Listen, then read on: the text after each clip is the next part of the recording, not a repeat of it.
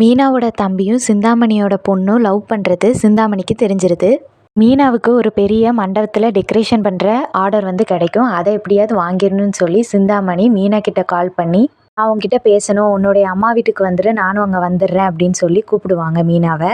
அங்கே தான் சிந்தாமணி அவங்களோட பொண்ணை பார்க்குறாங்க. இவ எதுக்காக மீனாவோட வீட்டுக்கு வந்திருக்கான்னு பார்க்குறாங்க.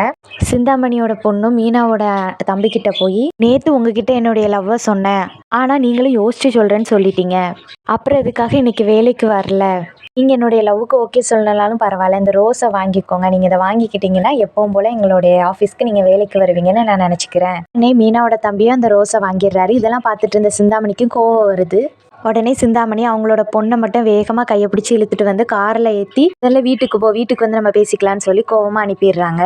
அப்புறமா மீனோட தம்பியும் கோவமாக அடிக்கிறாங்க எல்லாரும் முன்னாடி. நீ யார், நாங்கள் யாரு, நீ என்னுடைய பொண்ணு மேலே ஆசைப்படுறியா அப்படின்னு எல்லார் முன்னாடி ரொம்ப கோமா பேசுறாங்க. இதெல்லாம் கேட்டுட்டு இருந்த மீனா, எதுக்காக என்னுடைய தம்பியை அடிக்கிறீங்கன்னு கேட்ட உடனே சிந்தாமணி சொல்றாங்க, இன்னும் தைரியம் இருந்தா என் பொண்ணுகிட்டே ரோஸ் கொடுப்பான், இந்த மாதிரிலாம் சொல்லிட்டு அவங்க கிளம்பிடுறாங்க. அப்புறம் தான் மீனா கேட்காங்க, என்னடா என்ன பண்ணி வச்சிருக்க, நீயும் அந்த பொண்ணு ஃப்ரெண்டா தான் பழகுறாங்கன்னு நினைச்சோம், ஆனா நீ என்ன இப்படி பண்ணி வச்சிருக்க.